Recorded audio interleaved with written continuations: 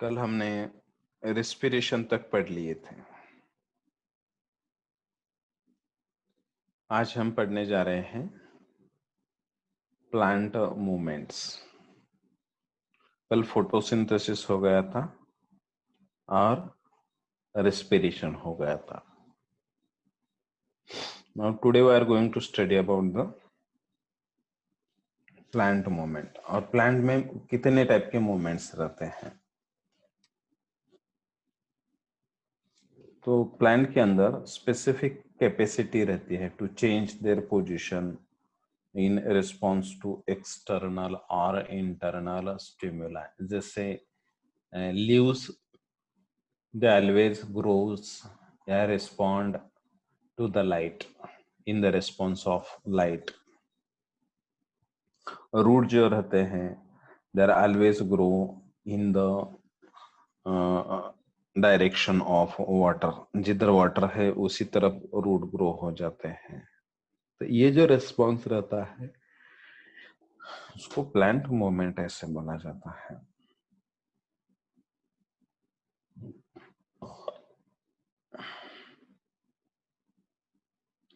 This specific site that receive the stimuli is known as a perception site. जैसे flower की opening, bird की opening या leaves size में बड़े हो जाते हैं या लाइट के तरफ वो ग्रो हो जाते हैं। जैसे अपना सनफ्लावर का जो फ्लावर रहता है, जिधर सन रहता है उधर वो मूव हो जाता है ऐसे, तो उसको परसेप्शन ऐसे बोला जाता है। It maintain the minimum time required for a response to occur against the stimuli is known as presentation time. अब उसको एक प्लांट की जो मूवमेंट रहती है, ये मूवमेंट बेसिकली 4 टाइप की रहती है। मूवमेंट ऑफ लोकोमोशन, ये 4 टाइप के कौन से रहते हैं। One is autonomic, second one is induced. उसमें फर्स्ट मूवमेंट जो आती है movement of locomotion, movement of curvature, tropic movement और लास्ट वाला जो आता है नास्टिक मूवमेंट। ऐसे 4 टाइप के मूवमेंट रहते हैं। अब एटोनॉमिक मूवमेंट क्या रहता है, तो that is due to the ये इंटरनल स्टिमुला के वजह से होने वाला जो मूवमेंट रहता है उसको एटोनॉमिक मूवमेंट बोला जाता है। जैसे कि for example ciliary movement. Due to the ciliary movement they can move from one place to another place. अपना जो क्लैमिडोमोनास रहता है, क्लैमिडोमोनास बोले तो अलगी का एक टाइप है। ये जो क्लैमिडोमोनास है जिसके अंदर प्लांट मूव हो जाते हैं from one place to another place, एक प्लेस में से दूसरे प्लेस की तरफ वो मूव हो जाते हैं, और क्लैमिडोमोनास उसके लिए एग्जाम्पल है। अमीबर्ड मूवमेंट, जैसे अमीबर्ड मूवमेंट जो रहती है that locomotion with the help of pseudopodia. Pseudopodia का मीनिंग क्या है, फॉल्स फीट, जिनमें ट्रू फीट रहते ही नहीं है, फॉल्स फीट रहते हैं। और ऐसे फॉल्स फीट के हेल्प से जब वो ऑर्गेनिज्म एक जगह से दूसरे जगह तक ट्रांसफर हो जाता है, सिलियरी मूवमेंट के अंदर सिलिया या फ्लैजेला के थ्रू वो ट्रांसपोर्टेशन हो जाता है। अमीबर्ड मूवमेंट के अंदर अमीबा की जैसी मूवमेंट कर देना, मगर अमीबा इसके अंदर एग्जांपल नहीं आएगा क्योंकि अमीबा प्लांट के अंदर आता नहीं है। अमीबा एनिमल कैटेगरी के अंदर आ जाता है, इसलिए यहाँ पर प्लांट कैटेगरी के अंदर जो अमीबार्ड मूवमेंट करते हैं उनको क्या बोला जाता है, उसका एग्जांपल क्या है, स्लाइम मोल्ड्स है। फिर cyclosis movement, autonomic movement of protoplasm. Cyclosis movement बोलो तो autonomic movement of protoplasm, example hydrilla. फिर इंड्यूस्ड मूवमेंट कैसे रहती है? इंड्यूस्ड बोले तो कुछ केमिकल के या फिजिकल फैक्टर के वजह से, एक्सटर्नल स्टिमुलाई की वजह से होने वाली जो मूवमेंट रहती है उसको क्या बोला जाता है? That is called as induced. ये ऑटोनॉमिक जो मूवमेंट रहती है that is due to the internal stimuli, और इंड्यूस्ड जो मूवमेंट रहती है that is due to the external stimuli, वो एक्सटर्नल स्टिमुलाई की वजह से हो जाती है। अब इंड्यूस्ड के अंदर कीमोटैक्टिक मूवमेंट आ जाती है of bacteria towards the chemicals. जो बैक्टीरिया केमिकल के तरफ ट्रांसफर हो जाते हैं उसको कीमोटैक्टिक मूवमेंट ऐसे बोला जाता है। Phototactic movement, many algae move from weak and high light to medium light intensity, उसको फोटोटैक्टिक मूवमेंट ऐसे बोला जाता है। फोटोटैक्टिक मूवमेंट के अंदर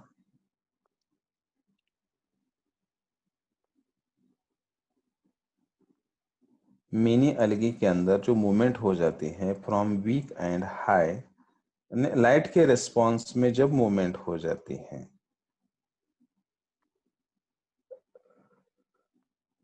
जब इन रिस्पॉन्स ऑफ लाइट जब मूवमेंट हो जाती है उसको फोटोटैक्टिक मूवमेंट ऐसे बोला जाता है।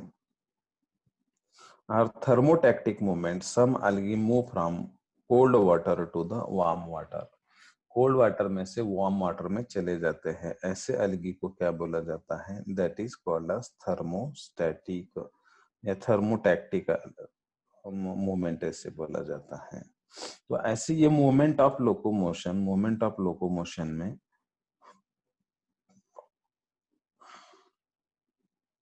जहां पर बॉडी वन जगह से दूसरे जगह की तरफ क्या हो जाती है? डिस्प्लेस हो जाती है, ट्रांसफर हो जाती है, तो उसको मूवमेंट ऑफ लोकोमोशन ऐसे बोला जाता है।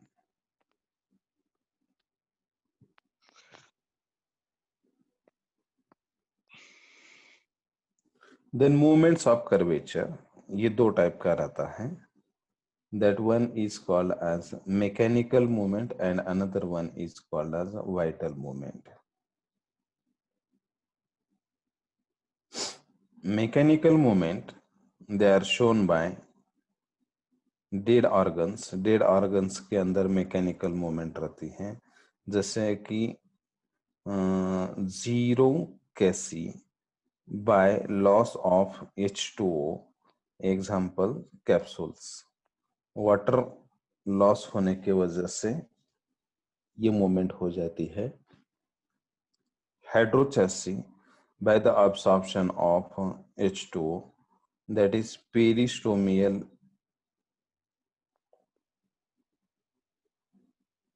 teeth of moss capsule। Moss के अंदर, मॉस बोले तो that is one of the type of bryophyte, एक टाइप का ब्रायोफाइट रहता है, उसके अंदर ये ग्रोथ हो जाती है।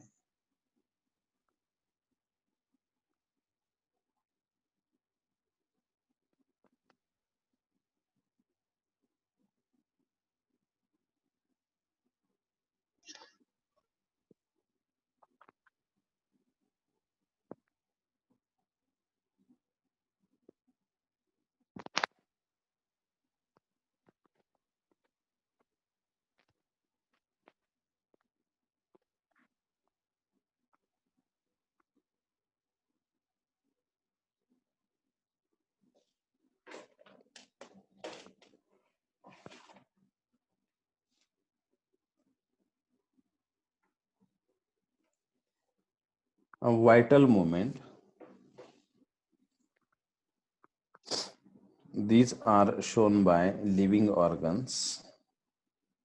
जो वाइटल मूवमेंट रहती है वो लिविंग ऑर्गन से शो की जाती है। They are of two types, दो टाइप की मूवमेंट रहती है, one is called as autonomic and another one is called as induce. Autonomic, that is response to internal stimulus, example leaf opening by hyponasty, उसको autonomic बोला जाता है। और induce जो रहती है, this is also called as tropic और nastic movement, उसको ही ट्रॉपिक या नास्टिक मूवमेंट ऐसे बोला जाता है। फिर ट्रॉपिक मूवमेंट बोले तो ये movement in the response of external stimuli. Tropic का मीनिंग है response to unidirectional external stimuli. जैसे लाइट के तरफ, लाइट आ गई, समझो लाइट एक जिस डायरेक्शन में है उस डायरेक्शन में रिस्पॉन्स देने का, उसको बोला जाता है ट्रॉपिक मूवमेंट ऐसे बोला जाता है। जैसे फोटोट्रॉपिज्म, फोटोट्रॉपिज्म का मीनिंग क्या है? That is response to light stimulus. तो रूट क्या रहते हैं? Root are negatively phototropic. तो रूट्स नेगेटिवली फोटोट्रॉपिक रहते हैं, उसके रिस्पॉन्स में क्या कर देने का? मूवमेंट कर देने का, उसको नेगेटिवली फोटोट्रॉपिज्म ऐसे बोला जाता है।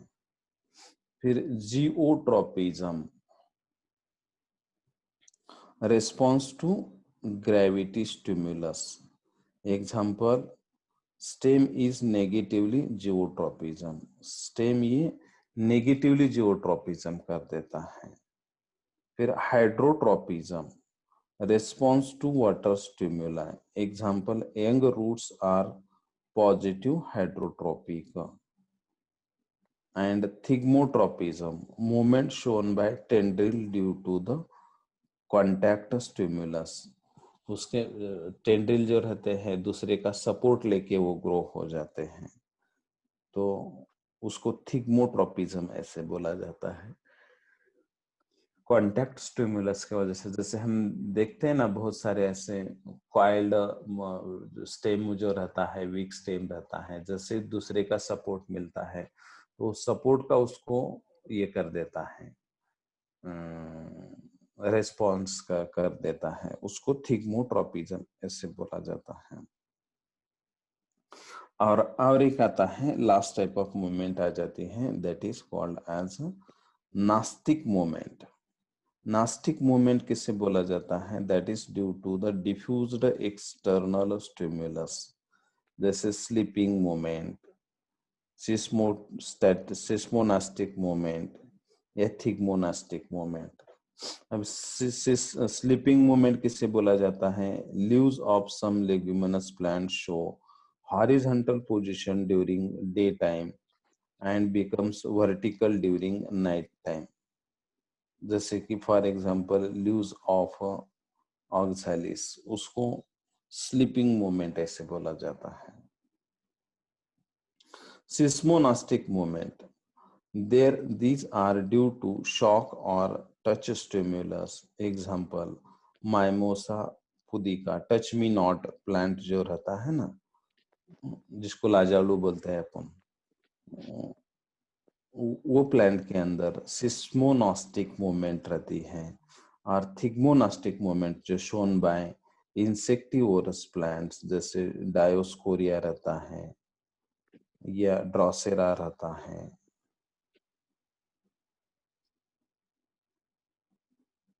ऐसे जो प्लांट रहते हैं उनमें थिग्मोनास्टिक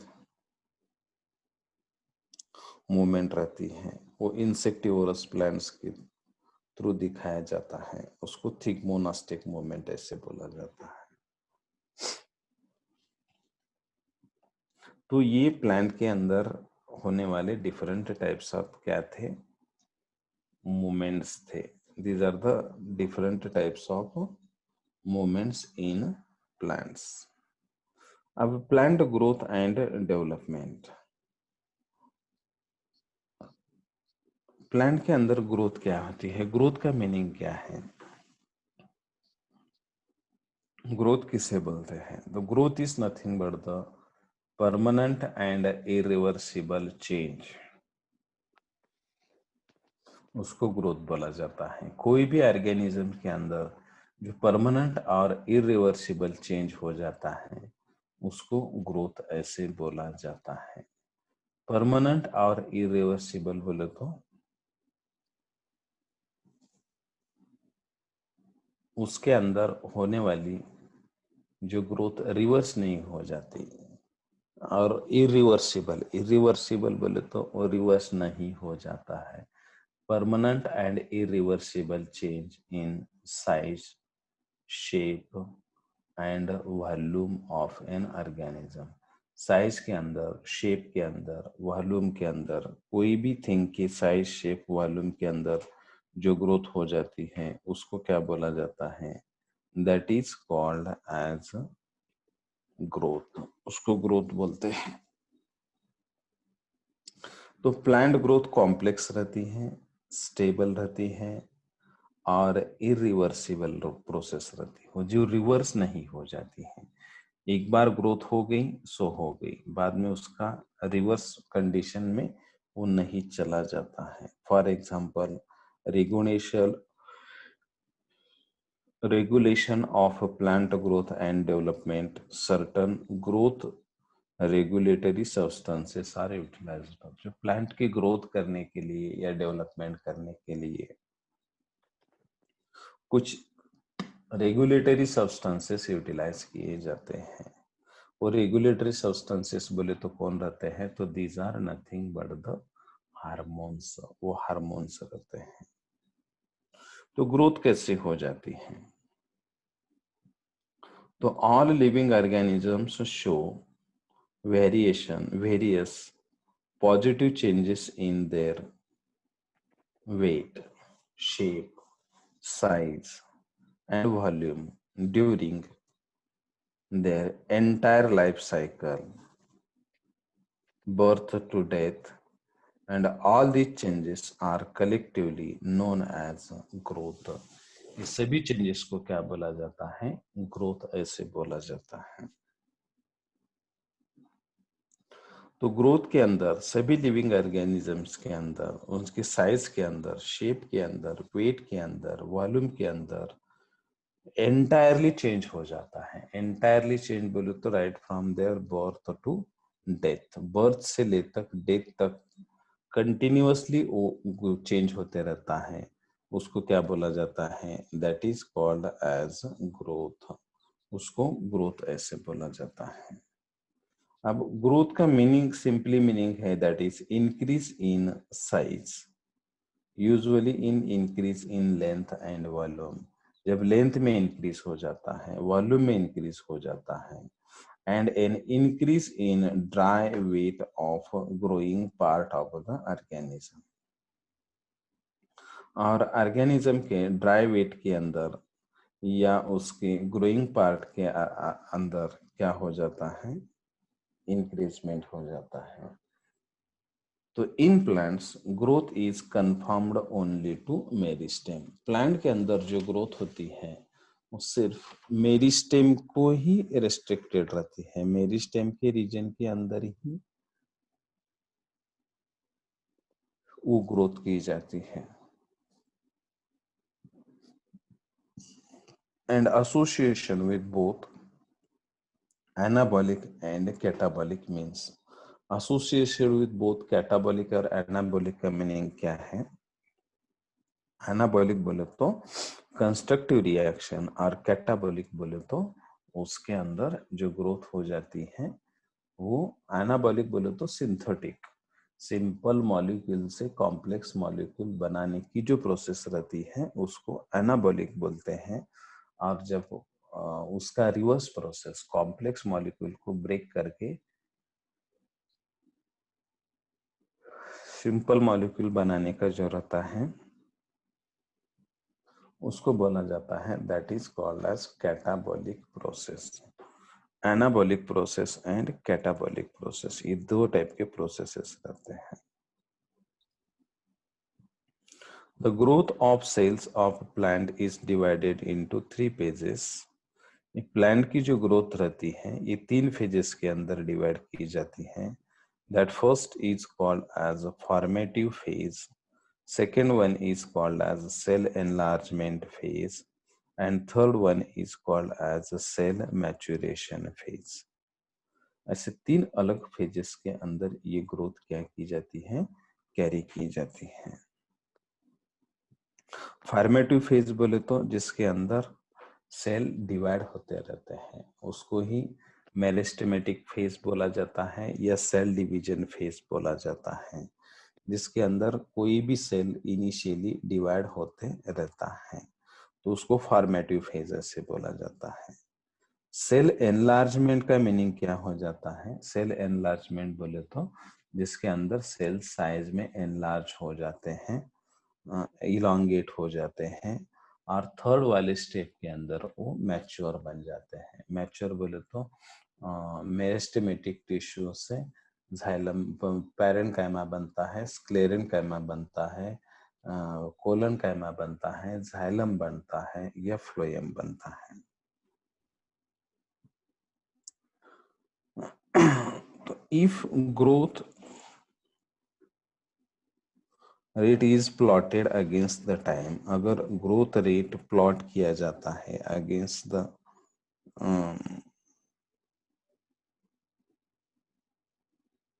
टाइम, ए सिग्मॉइड कर्व या S shaped curve is obtained. अगर ग्रोथ रेट प्लॉट किया जाता है टाइम के अगेंस्ट में तो sigmoid which is called as growth curve, जिसको ग्रोथ कर्व ऐसे बोला जाता है। और ये जो ग्रोथ कर्व रहता है सिग्मॉइड बोले तो like the shape of yes, वो यस के शेप के जैसा रहता है, इसलिए उसको क्या बोला जाता है, that is called as sigmoid growth curve. और ये 3 फेजेस के अंदर क्या किया जाता है, डिवाइड किया जाता है। इसमें एक रहती है लैग फेज, दूसरी रहती है लॉग फेज और तीसरी रहती है that is called as steady phase. Lag phase और लॉग फेज जिसको लैग फेज बोले तो इनिशियल फेज रहती है। ये इनिशियल फेज के अंदर it is time requiring but shows the slow growth, time requiring रहती है मगर स्लो ग्रोथ हो जाती है। लॉग फेज के अंदर क्या हो जाता है,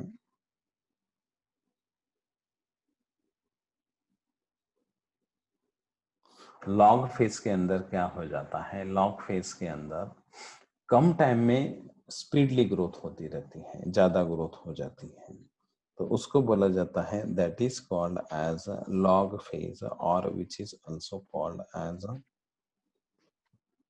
एक्सपोनेंशियल फेज, उसको ही एक्सपोनेंशियल फेज ऐसे बोला जाता है। और तीसरी जो फेज रहती है that is called as steady phase और that is also called as stationary phase, उसको ही स्टेशनरी फेज ऐसे बोला जाता है। अब ये जो रेट रहता है the rate of growth is called as efficiency index, उसको एफिशिएंसी इंडेक्स बोलते हैं। और ये ग्रोथ मेजर करने के लिए जो इंस्ट्रूमेंट यहाँ यूटिलाइज किया जाता है that is called as auxanometer, उसको एक्सानोमीटर ऐसे बोला जाता है। That is horizontal microscope and crescograph. Growth can be measured by axonometer या horizontal microscope and crystallograph, and growth is affected by many external and internal factors. ये जो growth रहती है मेनी एक्सटर्नल और इंटरनल फैक्टर से क्या की जाती है, अफेक्ट की जाती है। Some external factors are light, temperature, water, oxygen, CO2, pollutants वो उसके अंदर आ जाते हैं, जिसके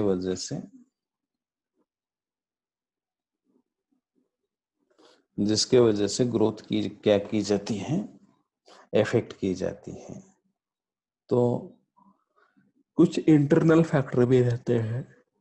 optimum temperature for growth is 20 to 30 degree centigrade temperature, 20 में से 30 डिग्री सेंटीग्रेड टेम्परेचर तक ग्रोथ क्या की जाती है, कैरी की जाती है। यानी सुटेबल जो टेम्परेचर रहता है, that is 20 degree to 30 degree centigrade temperature. अब ये जो ग्रोथ का जो प्रोसेस रहता है, the internal factor include the genetic factor and growth regulators. Internal जो फैक्टर रहते हैं उसमें ग्रोथ रेगुलेटर्स आ जाते हैं, और कुछ ये आते हैं जेनेटिक फैक्टर्स आ जाते हैं, genes are responsible for that. अब plant growth hormones, plant growth hormones को ही क्या बोला जाता है? This plant growth hormones are also called as phyto hormones. उनको फाइटो हार्मोन्स ऐसे बोला जाता है। These are the chemical substances that are naturally produced in plants and are capable of regulating the important processes of plants. Different plant hormones help to coordinate growth, development, and response to the environment. उनको phyto hormones ऐसे बोला जाता है। These are also called as plant growth regulators, or they are also called as phytohormones.